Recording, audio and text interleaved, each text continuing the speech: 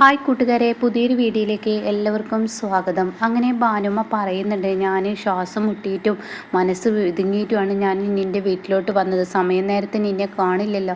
എന്തായാലും ഞാൻ സോനയോട് പറഞ്ഞിട്ടുണ്ട്, ഇനി അവിടെ ചെന്ന് ചോദിച്ചോ. ഇനി ഞാൻ അവളെക്കുറിച്ച് പറഞ്ഞാൽ എൻ്റെ നാവ് എനിക്ക് തന്നെ എന്തോ ആവുന്നു എന്ന് പറഞ്ഞിട്ട് പോകുമ്പോൾ ഭാനുമ്മ എന്താണെന്ന് ഇന്ദ്രൻ ചോദിക്കുന്നുണ്ട്. പക്ഷെ അത് പറയുന്നില്ല.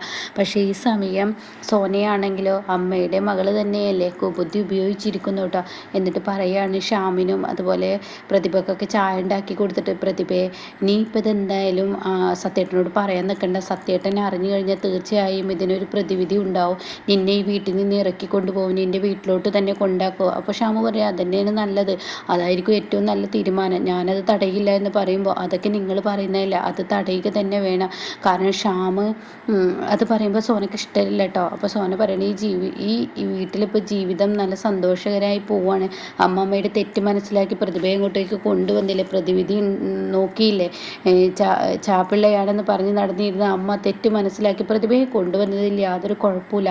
അപ്പം അതുകൊണ്ട് ഇത്തവണത്തേക്ക് പ്രതിഭയെ ഇവിടെ എന്തായാലും നമുക്ക് സേഫാക്കി നിർത്താൻ എനിക്ക് കഴിയുമോ. അപ്പോൾ ഇത്തവണയ്ക്ക് ക്ഷമിക്കുക എന്നൊക്കെ പറയുമ്പോൾ ഷ്യാമ് പറയണേ, നിനക്ക് ഈ കുഞ്ഞിനെ സംരക്ഷിക്കാൻ നിനക്ക് കഴിയുമോ, ഇത്രയും വലിയൊരു ഇത് നീ ഏറ്റെടുക്കണമെന്നൊക്കെ ചോദിക്കുമ്പോൾ, എൻ്റെ അമ്മയെ ഞാൻ പറഞ്ഞ് തിരുത്തിക്കോളാം, അമ്മ ഇനി ഒരു തെറ്റും ചെയ്യില്ല പ്രതിഭ. അതൊക്കെ പറയുമ്പോൾ പ്രതിഭയുടെ മുഖം ഒരു സുഖമില്ല കേട്ടോ.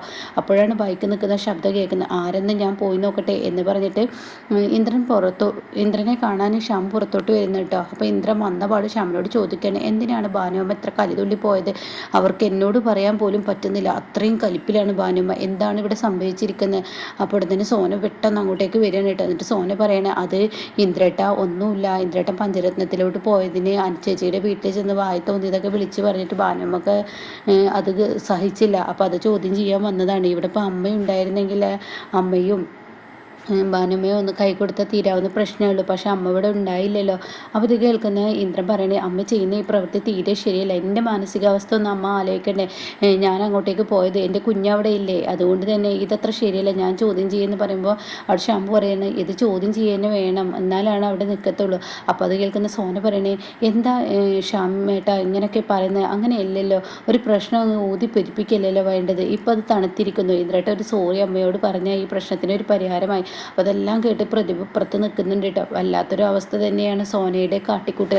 സോനയ്ക്ക് ഇപ്പോൾ സോനയുടെ കാര്യം എന്നുള്ള നിലപാടാണല്ലോ. അപ്പോൾ അത് അത്ര അങ്ങ് വല്ലാതെ ഇഷ്ടപ്പെടുന്നില്ല കേട്ടോ ഇവിടെ എങ്ങനെ പ്രതിഭയ്ക്ക്. അങ്ങനെ ഇന്ദ്രൻ അകത്തോട്ട് കയറി വരുമ്പോൾ പ്രതിഭയെ കാണണം. അപ്പോൾ സോനയെ ഇങ്ങനെ നോക്കുന്നുണ്ട്, പക്ഷെ സോന ശ്രദ്ധിച്ചിട്ടില്ല. പിന്നീട് സോന ഷ്യാമിനോട് പറയാണ്, എന്താണ് നിങ്ങൾ എടി നിൻ്റെ അമ്മ ചെയ്യുന്നത് അത്ര ശരിയായ പ്രവൃത്തിയല്ല, ഇത് കൂട്ടു നിൽക്കാൻ എനിക്ക് പറ്റില്ല, നീ ചെയ്യുന്നത് ശരിയല്ല, നീ നിൻ്റെ അമ്മയുടെ മകളാവരുത്, നീ എന്തിനാണ് ഇന്ദ്രേട്ടനോട് സോറി പറയാനൊക്കെ പറഞ്ഞ് തെറ്റ് ചെയ്തവൻ പോരാ പിന്നെയും അവരെ വളർത്തുകയാണ് ചെയ്യുന്നത്. അത് കേട്ട ഉടൻ തന്നെ ഇതിൻ്റെ പേരിൽ ഇവിടെ വലിയ തല്ലാണ് ഉണ്ടാകുന്നത്. കെട്ടേണ്ടവരുടെ തല്ല് കിട്ടിയാൽ തന്നെ നിൻ്റെ അമ്മ ശരിയാവുള്ളൂ, ഇന്ദ്രേട്ടൻ 2 തല്ലിയാലും ഒരു കുഴപ്പമില്ല, അപ്പോഴേ നിൻ്റെ അമ്മക്ക് ബോധവും ബുദ്ധിയും വരുള്ളൂ, ഇതൊന്നും ചെയ്യുന്നത് ശരിയല്ല എന്നൊക്കെ സോനയോട് പറയുമ്പോൾ സോന പറയണേ, നിങ്ങളൊന്നും മിണ്ടാതിരിക്കുന്നത് ഇപ്പോൾ ഒരു പ്രശ്നമാക്കണ്ട, ഇന്ദ്രേട്ടനെയും സത്യേട്ടനെയും അമ്മയും കൂടി വഴക്കിട്ട് തെറ്റിക്കുകയാണോ അപ്പോൾ വേണ്ടത് എന്നൊക്കെ പറയുന്നു കേട്ടോ. പിന്നീട് അമ്പിളിയാണ് കാണിക്കുന്നത്. അമ്പിളിക്ക് യാതൊരുവിധ സമാധാനവും എങ്ങനെ നോക്കിയാലും തന്നെ സമാധാനം നഷ്ടപ്പെടുകയാണ്. അങ്ങനെ അമ്പിളിയുടെ അടുത്തോട്ട് ചിരി വരുന്നത്, എന്താ അമ്പിളി ചേച്ചി ഇത്ര ആലോചിക്കുന്നത്, അല്ലടി എനിക്ക് പേടിയാവുന്നു, മൊത്തത്തിൽ രഘുവേട്ടൻ എല്ലാ കാര്യങ്ങളും നല്ലപോലെ ഭംഗിയായി നടന്നാലേ ഇതിനൊരു സമാധാനം ഉള്ളൂ എന്നൊക്കെ ഇങ്ങനെ പറയുമ്പോൾ, എന്നാൽ രഘുവേട്ടനൊന്ന് വിളിക്കുക, അമ്പിളി ചേച്ചിക്ക് ഒരു സമാധാനം കിട്ടിയില്ല. അപ്പോൾ രഘുവിൻ്റെ ഫോണിലോട്ട് ഒരുപാട് തവണ വിളിക്കൂട്ടോ, പക്ഷെ കിട്ടില്ല, ഒത്തിരി തവണ വിളിച്ചു നോക്കിയിട്ടും കിട്ടില്ല കേട്ടോ. അപ്പോൾ ഉടനെ തന്നെ ഈ മനുഷ്യനാഴ്ചെങ്കിൽ സമയത്തിന് നേരത്തിന് ഫോണോ അടിച്ചാൽ എടുക്കില്ല, എന്തൊരു കഷ്ടമാണ് ഇങ്ങനെ കൊണ്ട് മനസ്സിൻ്റെ ആദി കൂടുന്നത് എന്നൊക്കെ പറയാനായിട്ട്. എന്നിട്ട് എന്തിനാ ഇങ്ങനെ ടെൻഷൻ അടിക്കുന്നതെന്ന് ചിരി ചോദിക്കും. അതെ എനിക്ക് പേടിയാവുന്നു, ഇനിയിപ്പോൾ രഘുവേട്ടനെ ആരെങ്കിലും എന്തെങ്കിലും കാട്ടിയിട്ടുണ്ടോ, അതോ ഇനി രഘുവേട്ടൻ ഇല്ലാത്ത സമയം നോക്കി അവർ ഗുണ്ടകളെല്ലാവരും കൂടി നമ്മളിവിടെ വന്ന് ആക്രമിക്കുമോ, രഘുവേട്ടനെ തട്ടിക്കൊണ്ടുപോയി നമ്മളെക്കൊണ്ട് സത്യം പറയിപ്പിക്കുമോ, അങ്ങനെയുള്ള പല ചോദ്യങ്ങൾ ചോദിക്കുമ്പോൾ ചിരുവിൻ്റെ ഉള്ളിൽ ഒരു ഭയം വരുന്നു കേട്ടോ. അപ്പോഴാണ് മുറ്റത്ത് ഒരു വണ്ടി വന്ന് നിൽക്കുന്നത്. അതിൽ നിന്ന് ഇറങ്ങി വരുന്ന ആരാണെന്ന് ഇവർ പേടിയോടുകൂടി നോക്കുമ്പോൾ ചീരുവിനെ കാണാൻ ലതികയും ലംബോദരനാണ് കേട്ടോ. അവരെ കാണുമ്പോൾ ഇവരുടെ നെടുവേർപ്പ് ഒന്ന് വിട്ടു കേട്ടോ. അങ്ങനെ എന്താ മക്കളെ നിങ്ങളിങ്ങനെ നോക്കി നിൽക്കുന്നത്, അമ്മയായിരുന്നോ, അല്ല പിന്നെ ആരായിരുന്നു എന്ന പ്രതീക്ഷ, അല്ല ഒന്നുമില്ല, പെട്ടെന്ന് നിങ്ങളെ കണ്ടപ്പോൾ അതെ ഓണത്തിന് വരാൻ ഞങ്ങൾക്ക് പറ്റിയില്ല, അതുകൊണ്ടാണ്. അപ്പോൾ അമ്മ ചോദിക്കുക, എന്താ ഓണത്തിന് വന്നാൽ എന്താ പോയി വീട്ടിലോട്ട് ഓണത്തിന് ഞങ്ങൾ വന്നിട്ട് ഞങ്ങളിപ്പോൾ ആരും ഇല്ലല്ലോ, അങ്ങനെയൊന്നും ചിന്തിക്കരുത് ആൻറ്റിയുടെ പേരക്കുട്ടികളില്ല, ആൻറ്റിക്ക് എപ്പോൾ വേണമെങ്കിലും വരല്ലോ, ഇതാ കുട്ടികൾക്ക് ഓണക്കോടി എന്നൊക്കെ പറയുന്നുണ്ട് കേട്ടോ. അപ്പോൾ ഈ സമയം ലതികയും ലംബോദരൻ നല്ല സങ്കടത്തിലാണ്, അവർക്ക് നല്ല വിഷമമുണ്ട് കേട്ടോ. പിന്നീട് ദാസിനെയും രഘുവിനെയാണ് കാണിക്കുന്നത്. ധനനും കൂടെയുണ്ട്. അങ്ങനെ അവർ ആ കമ്പനി വാങ്ങാൻ വേണ്ടി പോയിരിക്കുകയാണ്. അപ്പോൾ രജിസ്ട്രേഷൻ നടത്തേണ്ട കാര്യങ്ങളൊക്കെ ദാസ് പറയാണ്. ഇന്ന ദിവസം ഇന്ന ഇതിൽ രജിസ്ട്രേഷൻ നടന്നോട്ടെ എന്ന് പറയുമ്പോൾ തീർച്ചയായും നടക്കാം, നമുക്ക് നടത്താം. അപ്പോൾ പറഞ്ഞതുപോലെ കാര്യങ്ങളൊക്കെ ഓക്കെ ആവില്ലേ, ആ ഓക്കെ എന്നൊക്കെ പറഞ്ഞ് അവർ കൈയെടുത്ത് പോവാണ് കേട്ടോ. അപ്പോൾ ഇവർ പോകുന്ന സമയത്ത് കാണാം അതിൽ കാറിൽ ഇങ്ങനെ ഇരിക്കുന്നു കേട്ടോ.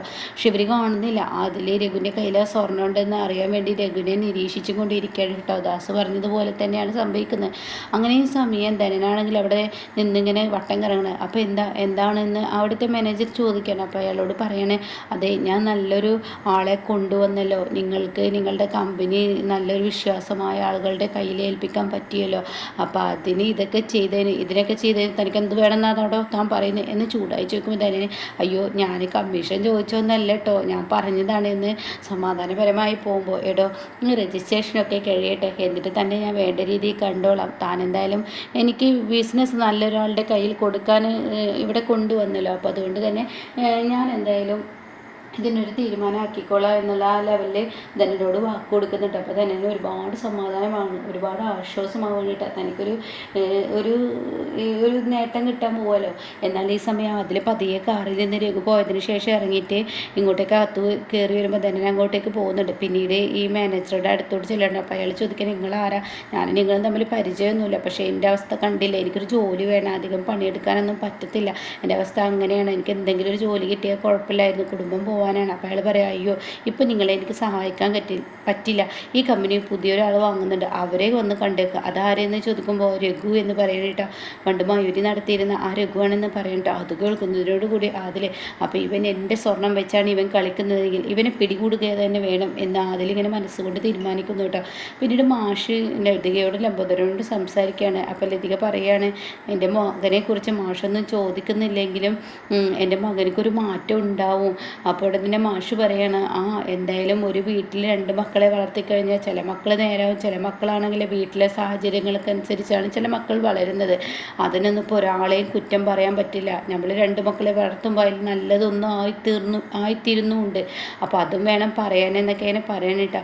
അപ്പോൾ ഈ സമയം നിങ്ങളെന്താ ഓണത്തിന് വരായിരുന്നു എന്നിങ്ങനെ നമ്മൾ ചോദിക്കുകയാണ്. ഞങ്ങളെന്തിനാണ് ഓണത്തിന് വരുന്നത്, എല്ലാം നഷ്ടപ്പെട്ട് കഴിയുന്ന ഞങ്ങൾക്ക് എന്ത് ഓണം എന്നൊക്കെ ഇങ്ങനെ ചോദിക്കുമ്പോൾ അമ്പിളി പറയാണ് നിങ്ങളിങ്ങനെ എപ്പോഴും ടെൻഷൻ അടിക്കരുത്, ഓണാഘോഷം നടക്കുമ്പോൾ ഓണത്തിൽ വരണം, ആഘോഷങ്ങൾ എവിടെയാണോ അവിടേക്ക് എത്തണം, അല്ലാതെ കഴിഞ്ഞത് കഴിഞ്ഞു എന്ന് പറഞ്ഞിങ്ങനെ വെറുതെ ഇങ്ങനെ ടെൻഷൻ അടിച്ച് നിന്നാൽ തീർച്ചയായും ടെൻഷൻ തന്നെ ഉണ്ടാവുള്ളൂ.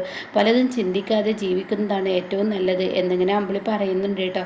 അപ്പോൾ ഈ സമയം എൻ്റെ മകനും മാറ്റം ഉണ്ടാവുമായിരിക്കും, വിനയനൊരു മാറ്റം ഉണ്ടാവും എന്നിങ്ങനെ ലംബോദരൻ പറയുമ്പോൾ ഉടൻ തന്നെ ചിരി പറയണേ എല്ലാം നഷ്ടപ്പെട്ടവളാണ് ഞാൻ. അപ്പം പിന്നീട് ലംബോദരൻ പറയണേ അവൻ്റെ പ്രശ്നം ആദ്യം പ്രസവിച്ചത് ഒരു ആൺകുട്ടിയായിരുന്നെങ്കിൽ ഈ പ്രശ്നത്തിനൊക്കെ ഒരു പരിഹാരമായിരുന്നു, അവനല്ലാതാക്കിയത് അതുകൊണ്ടാണ്. അപ്പോൾ ലതികയും പറയണം ശരിയാണ്, ഇനിയെങ്കിലും എൻ്റെ കുഞ്ഞിന് ഒരു ആൺകുട്ടി ആയാൽ മതിയായിരുന്നു. അപ്പോൾ ലംബോദരൻ പറയണം അവൻ്റെ ജീവിതത്തിൽ ആഗ്രഹം അത് തന്നെയാണ്. അപ്പോൾ അത് കേട്ട ഉടൻ തന്നെ മാഷ് പറയണം അതൊക്കെ ഈശ്വരൻ്റെതല്ലേ. അപ്പോൾ അമ്പിളി പറയുന്നുണ്ട് അതൊക്കെ ഈശ്വരൻ്റെ കൈകളിലല്ലേ. അപ്പോൾ ചീരുവിന് ദേഷ്യം പിടിക്കാനായിട്ട് അവരുടെ സംസാരം കേട്ട് അപ്പോൾ ചീരു പറയണേ നിങ്ങൾ ഈ പറയുന്നത് പോലെ അങ്ങേര് മാറത്തൊന്നുമില്ല, അങ്ങനെ ഒരിക്കലും മാറില്ല, എല്ലാ പ്രതീക്ഷകളും നഷ്ടപ്പെട്ട് എല്ലാം വേണ്ടെന്ന് വെച്ച് വന്നവളാണ് ഈ ചീരു എന്ന് പറയുന്നത് കേട്ടോ. അപ്പോൾ ഇങ്ങനെയൊക്കെയുള്ളൊരു സീനിലാണ് ഇന്നത്തെ എപ്പിസോഡ് നിർത്തിയിരിക്കുന്നത്.